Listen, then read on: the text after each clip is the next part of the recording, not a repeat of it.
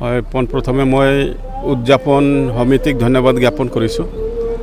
আজি গোসাইগাঁও মহকুমাৰ অন্তৰ্গত থকা পলাশগুৰি LP স্কুলত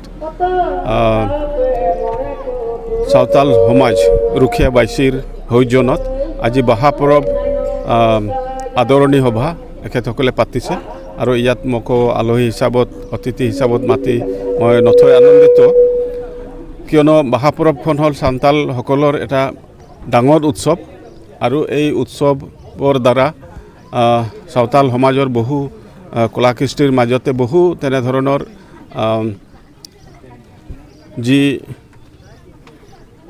কৰ্মজীৱনীবিলাক আছে এইটো প্ৰকাশ পায়। গতিকে মই উদযাপন সমিতিক ধন্যবাদ জ্ঞাপন কৰিছোঁ।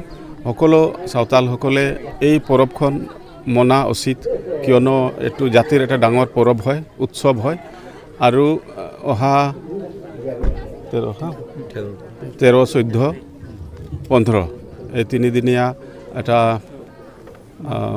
বাহা পৰৱ উদযাপন হ'ব। গোটেই চাওতাল সমাজত চাওতাল জাতিয়ে এইটো পৰম্পৰাগতভাৱে এইটো মানি আহিছে আৰু মানি চলিব, ভৱিষ্যতৰ দিনতো চলি থাকিব।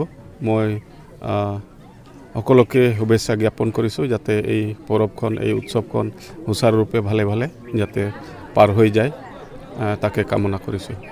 Thank U.